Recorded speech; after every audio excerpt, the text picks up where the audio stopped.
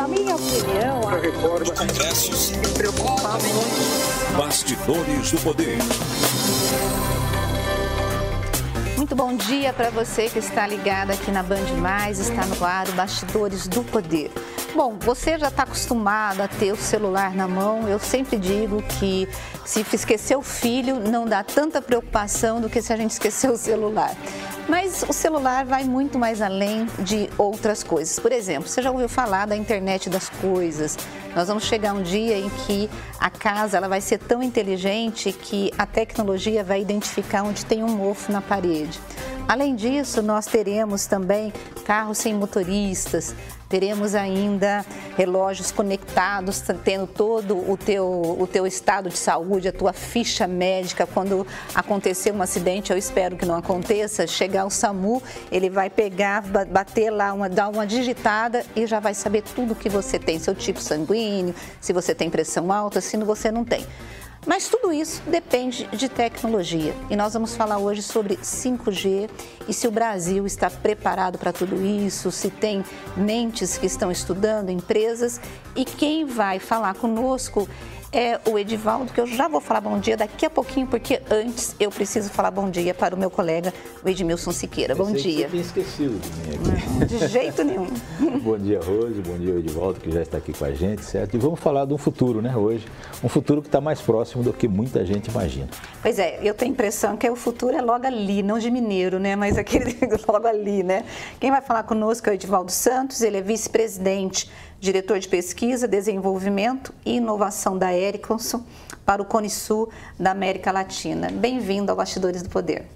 Muito obrigado, bom dia a todos vocês e a todos que nos assistem. Prazer enorme estar aqui com todos vocês hoje. Pois é, 5G é a tecnologia que vai dar conta de tudo isso que eu falei, né?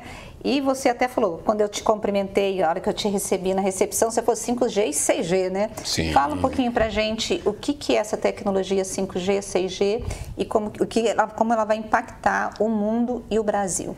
Maravilha. Nós nos acostumamos que sempre que há uma nova geração de telefonia móvel, a gente se acostuma a ter mais velocidades, né? Começando pelo primeiro G, telefonia móvel celular, o 2G, 3G, 4G, sempre com mais velocidades. E o 5G traz isso. Mas ele vai muito além disso, porque a gente está falando de implementação de diferenciais tecnológicos. Eu vou citar o primeiro deles, que é a latência baixa, que transforma o 5G naquilo que nós consideramos a plataforma de inovação mais importante da próxima década. Porque por sobre 5G nós estamos falando de transformações de diferentes indústrias.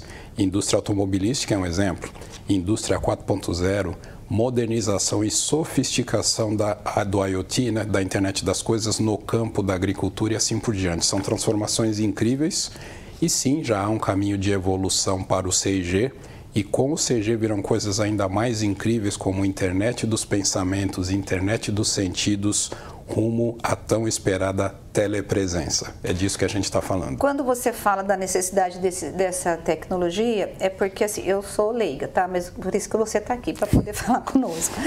O 2G, quando ele foi desenvolvido, era o reconhecimento da voz, né? O 5G, aí você veio com 3G, 4G, cada um foi implementando novas possibilidades.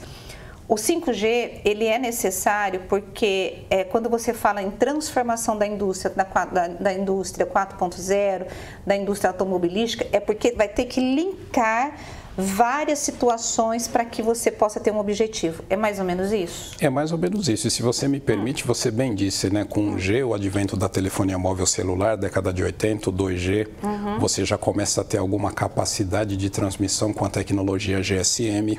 O 3G veio para massificar o conceito de banda larga móvel nos nossos celulares para transmissões de dados seguras e frequentes. Tá. O 4G, ele popularizou a banda larga móvel e trouxe vários apps que estão com a gente na palma da mão, onde quer que a gente vá.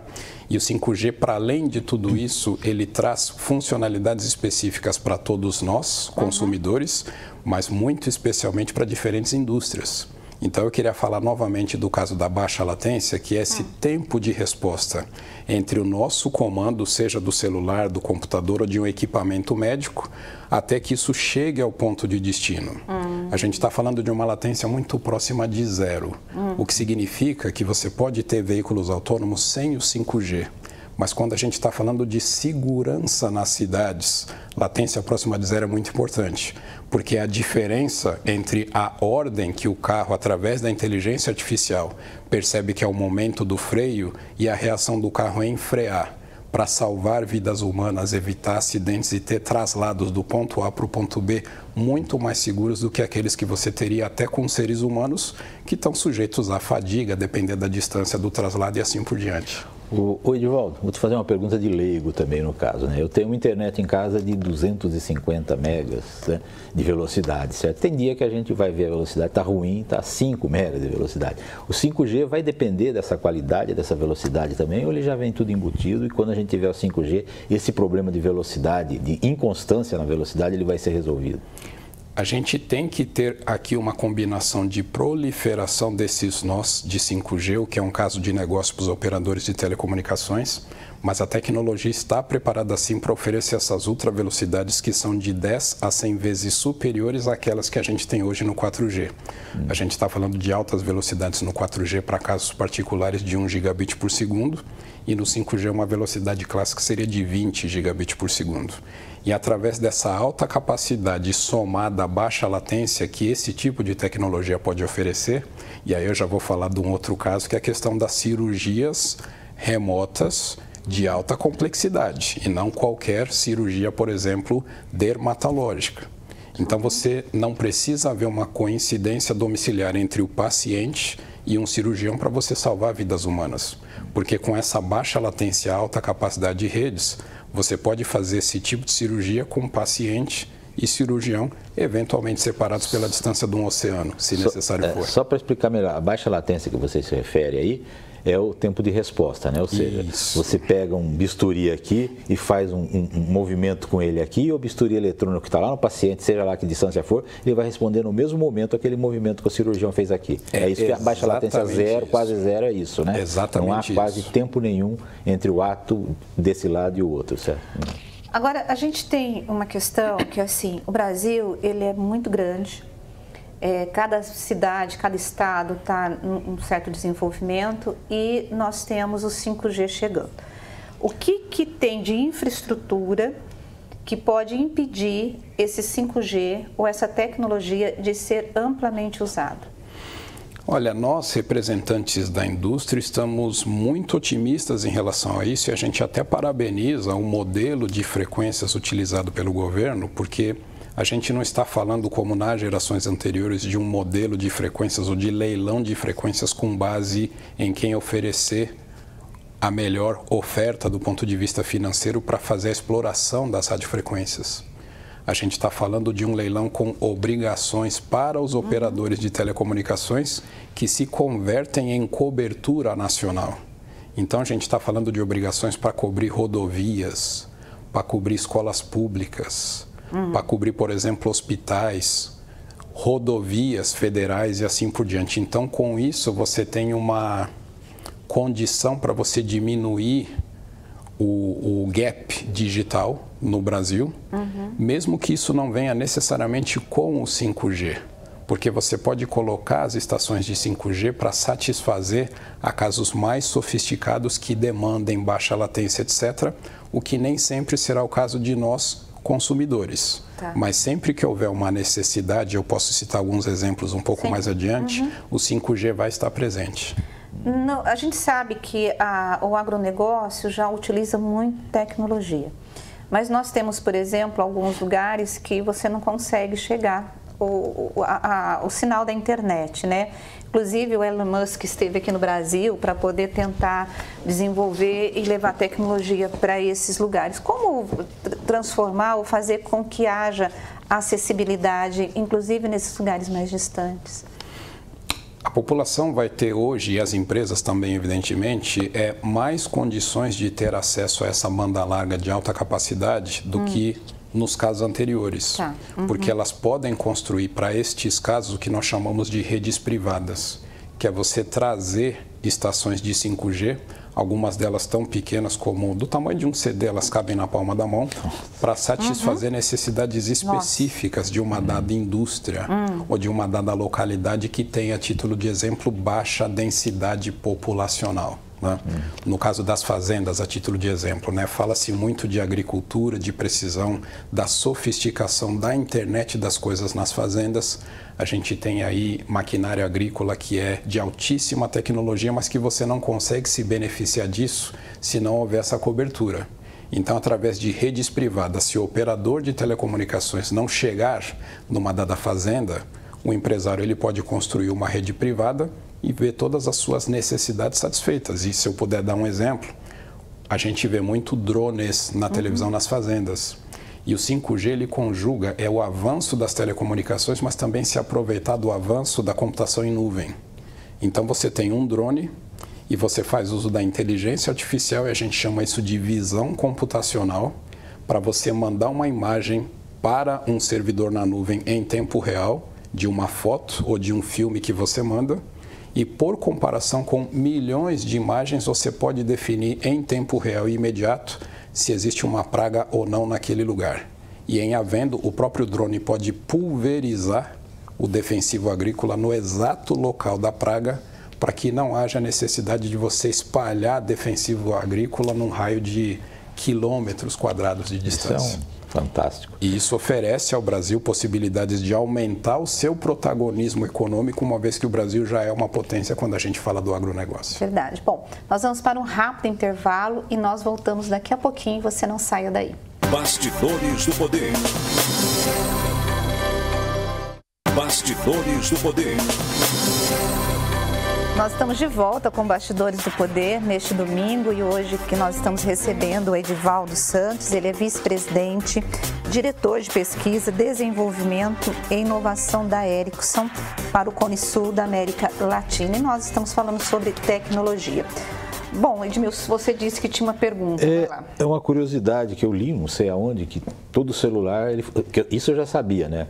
Que todo celular funciona como um roteador. Um celular com 5G, ele pode espalhar a internet pela casa sem a necessidade de você estar ligado a esse roteador comum que fica do lado do computador, etc. e tal. Ele pode substituir esses roteadores comuns aí dentro de uma casa? Ele pode sim substituir um roteador numa residência, mas um dos casos clássicos do 5G que a indústria desenvolveu é o que a gente chama de FWA, que é Fixed Wireless Access em inglês, que é você levar banda larga de altíssima capacidade através de roteadores que muito se assemelham a esses roteadores que a gente tem nas nossas residências. E por que isso é importante? Porque quando você fala em espalhar banda larga, a gente fala muito em fibra, mas não é sempre em todas as localidades que é fácil você espalhar isso através de meio físico. Então, com as altas velocidades e alta capacidade do 5G, você pode ter esses roteadores de FWA, que eles já vão espalhar na sua casa um sinal de altíssima velocidade, robustez, alta qualidade, mas você pode também, evidentemente, fazer o mesmo através do seu telefone celular. Mas a indústria já se movimenta para oferecer esses roteadores de alta capacidade inteligentes para que você não precise fazer isso cotidianamente. Edivaldo, o desenvolvimento da tecnologia, ela acaba fazendo com que mude tanto o comportamento do ser humano como também de negócios. Alguns negócios, inclusive, eles ficam extintos porque você chega com outro tipo de tecnologia. Quando vocês desenvolvem ali na Ericsson, por exemplo, os produtos, e vocês estão olhando para esse futuro, que tipo de Brasil ou de mundo nós teremos no futuro? O que pode sair, pode deixar de existir? Por exemplo, na minha cabeça agora está vindo a questão dos táxis. Táxi sempre foi um negócio que a gente usava, era caro, não sei o que lá. De repente, um aplicativo veio, resolveu, colocamos ali os carros com aqueles aplicativos, os Ubers da vida, ficou mais barato, as pessoas tiveram mais acesso. Como lidar e como antever para que o país ou a população não seja prejudicada e, ao mesmo tempo, ela seja beneficiada pela tecnologia?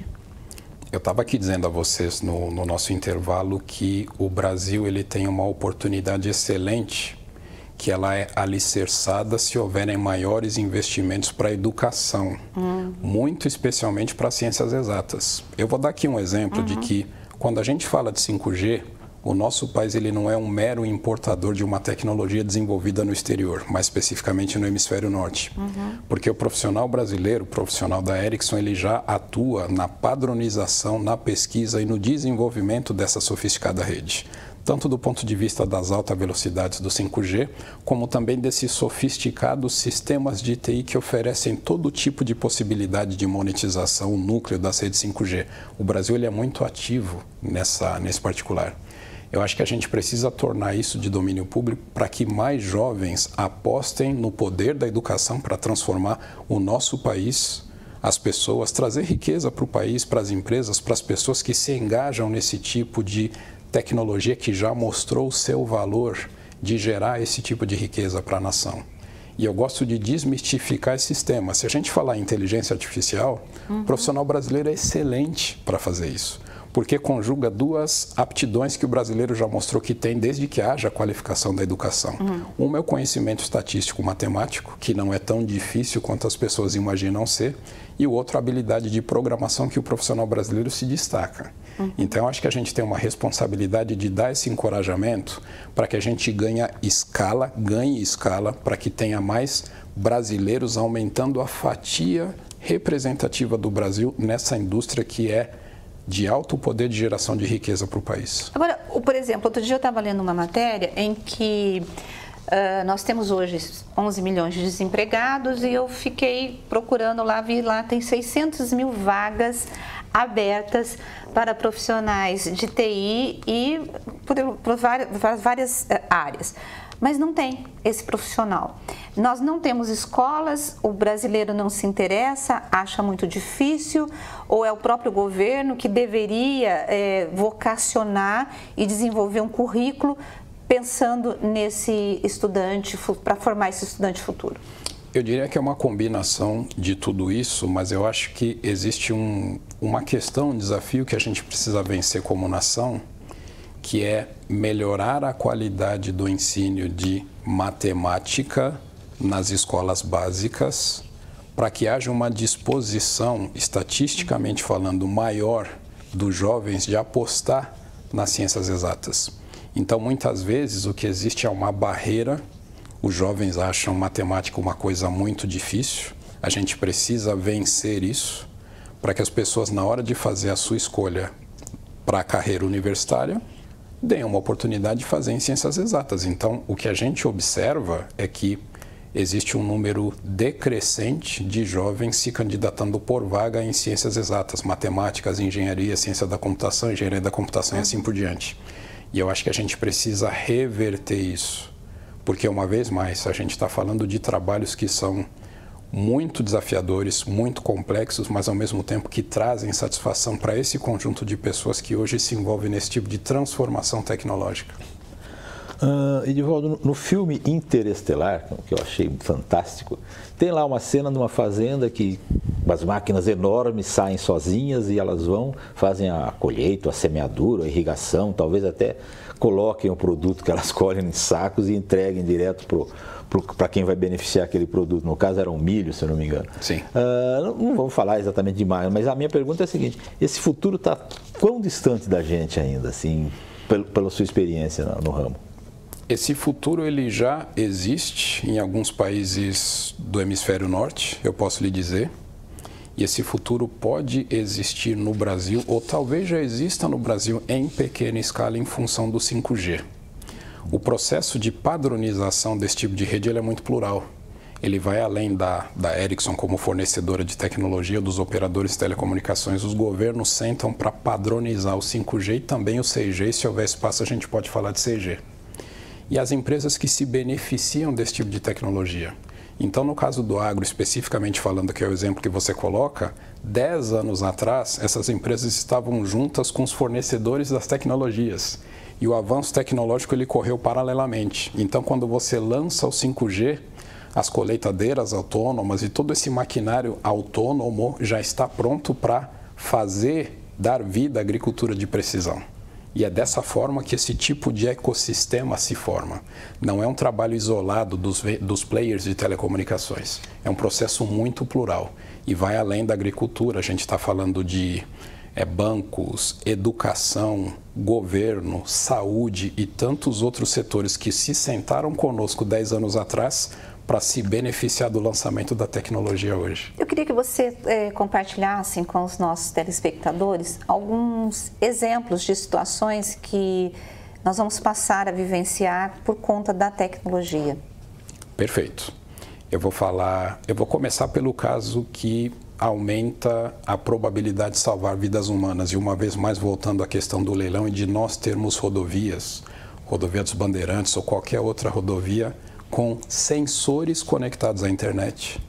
Esses sensores identificam um acidente num dado ponto, numa dada quilometragem da rodovia. Ele manda um sinal eletrônico para o hospital mais próximo, que despacha uma ambulância, que também está conectada à internet.